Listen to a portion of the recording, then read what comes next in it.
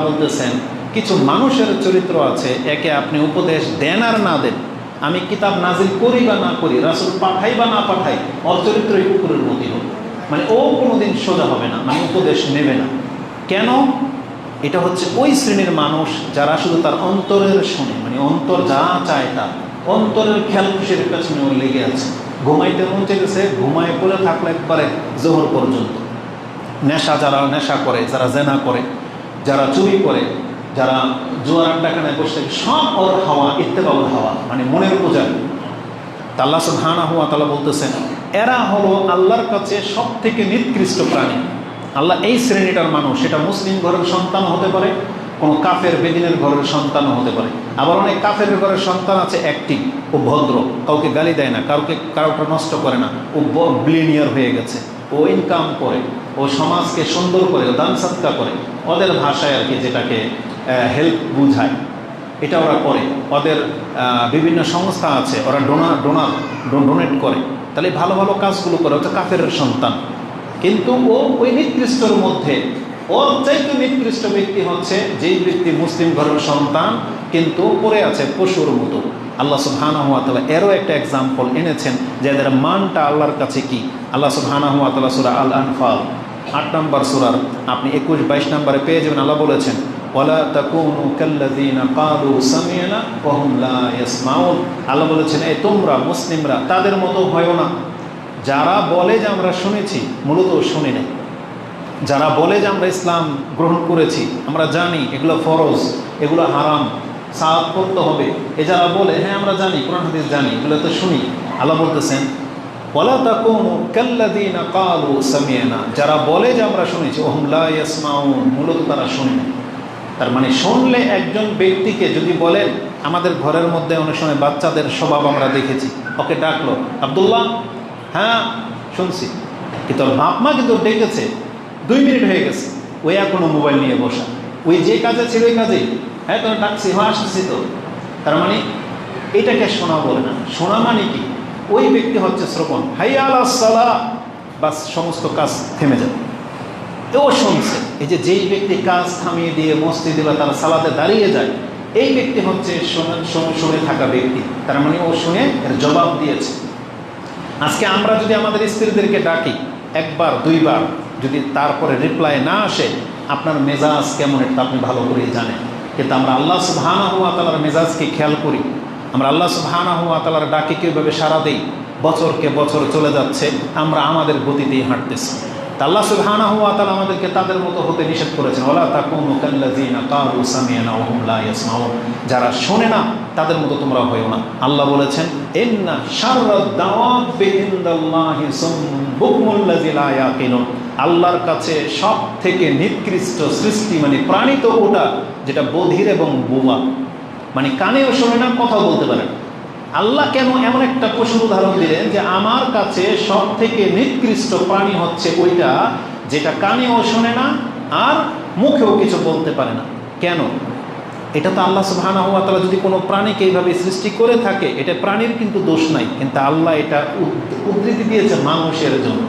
মানুষকে আমি শ্রবণ শক্তিওয়ালা, বাক শক্তিওয়ালা বানিয়েছি, কিন্তু এই মানুষটা যদি এমন প্রাণের মতো হয় যে ও আমার কথাই শোনে না, বধিরের মতো আচরণ করে, ও সালাতের আজানের শব্দই শুনতে পায় না, ওইভাবে ঘুমায়, ওই ব্যক্তি যার জবান দিয়েও আমার নাম উচ্চারণ করতে হতো ও করে না, একবারও বিসমিল্লাহ বলে না, ও কোনো কাজে আল্লাহ সুবহানাহু ওয়া তাআলার নাম নেয় না, বা আল্লাহর জিকির ওর মুখ দিয়ে আসে না, তাই এরকম বোবা আর এরকম বয়েরা আল্লাহ বলেছেন ইন্না শাররাদ দাওয়াবি ইনদাল্লাহ, এটা আল্লাহর কাছে সব থেকে নিকৃষ্ট প্রাণী। তাহলে আমাদেরকে তাদের মতো হইতে নিষেধ করা হয়েছে যে তোমরা তাদের মতো হয়েও না, যে তুমি আল্লাহর কোনো কথা তোমার কান দিয়ে ঢুকলোই না, সারা জীবন হারামের উপরে জীবনযাপন করলেন, সারা জীবন হারামের রিলেশন, সারাটা জীবনে হারাম ইনকামের দিকে না, তাহলে তো এই কান দিয়ে আমাদের কি কাজ হলো? তাহলে আমাদের গরুর মতোই, পশুর মতোই। তারপর আল্লাহ সুবহানাহু ওয়া তাআলা যে জবান আমাদেরকে দিয়েছে, আমরা শুধু সেটা খাই, তাও আবার হারাম হালাল সব মিশ্রিত করে, কিন্তু আল্লাহ সুবহানাহু ওয়া তাআলাকে আমরা চোখি না। এই একেবারে নিম্ন শ্রেণীর মানুষ, এদের কথা আল্লাহ সুবহানাহু ওয়া তাআলা উল্লেখ করেছেন, কিন্তু খুব কম আমাদেরকে বলেছেন তোমরা অন্তত তাদের মতো হয়েও না। এবার আসুন তাহলে আমরা ওই প্রথম দিকে ফিরে আসি। তাহলে যারা আমাদেরকে উপদেশ দেয় যে দুনিয়াটা তোমার ভালো মন্দ, জ্বর কাশি ঠান্ডা, সুন্দর কালো অভাব সচ্ছলতা যেমনটাই হোক না কেন, তোমার পরকাল যেন ঠিক থাকে, ঈমান এটাকে ঠিক রাখতে হবে। এর জন্য আপনাকে যা যা পদক্ষেপ নেওয়া দরকার তা তা করতে হবে। কিন্তু আপনি যদি আপনার মনকে শোনেন তাহলে এটা হবে সবচেয়ে বড় ক্ষতিগ্রস্ত। কেন জানেন? কিছু বাসের পেছনে, গাড়ির যানবাহনের পেছনে লেখা দেখেছি যে মানুষের বিবেক হলো উত্তম আদালত, বা কি যেন একটা লেখা এরকম, উত্তম আদালত হচ্ছে মানুষের বিবেক, এমনটাই লেখা। এই কথাটা সঠিক না। মানুষের বিবেক উত্তম আদালত হইতে পারে না। তারপরে মন যা চাই তুমি তা করো। যেমন ওই যে যারা আপনার যুবকদেরকে নিয়ে কাজ করে, যারা বিজনেস করে, যারা আপনার ব্লগার, তারা আমরা দেখেছি, তারা আপনাকে বলে যে সব সময় তুমি তোমার মন কি চায়, তোমার মনেরটা শোনো, কে কি বললো এটা দেখার দরকার নাই, তোমার মন যেটাকে সায় দেয় তুমি সেটাকে প্রাধান্য দাও। এই কথাগুলো সব ক্ষেত্রে সঠিক না। কেন? আমি আপনাকে প্রমাণ করে দিতে পারবো। এই মানুষের বিবেক মানুষকে বট গাছের পূজারী বানিয়েছে। এই মানুষের বিবেক বহু মানুষকে হারাম, মানে প্রস্রাব পায়খানা খেতে বাধ্য করেছে। এই মানুষের বিবেক মানুষকে পশুর সাথে মিলন করা শিখিয়েছে। এই মানুষের বিবেক মানুষকে পাথরের পূজায় লিপ্ত করেছে। এটার বিবেক মেনে নিয়েছে। বট গাছ কি কোনোদিন কোনো দেবতা হইতে পারে? বট গাছ কি মানুষের মা হইতে পারে? বট গাছ, গরু কি কোনোদিন দেবতা হইতে পারে? হাতি, বানর? কিন্তু পৃথিবীর বহু মানুষ এটাকে দেবতা হিসেবে মেনে নিয়েছে। ওর কাছে কোনো প্রমাণ নাই, দলিল নাই, তাহলে কিভাবে মেনে নিল? ওর বিবেক ওকে বাধ্য করেছে এটা পাথরের কাছে মাথা নত করতে। ওর বিবেক আগুনের পূজা করে, ওর বিবেক ব্যাঙের পূজা করে। এই জন্য মানুষের বিবেক কোনোদিন সঠিক আদালত হইতে পারে না। মানুষের বিবেক মানুষকে গাঁজা খাওয়া শিখিয়েছে। মানুষের বিবেক মানুষকে নোংরা জিনিস খাইতে বাধ্য করে। এই জন্য মানুষের বিবেক কোনোদিন সঠিক আদালত হইতে পারে না। আর মন যা চায় তা করবেন, এটাও আপনার জন্য সেফটি বাক্য না। এই জন্য এখান থেকে পরহেজ করবেন। তাহলে কোন কাজের কথাটা আপনার গ্রহণ করা উচিত?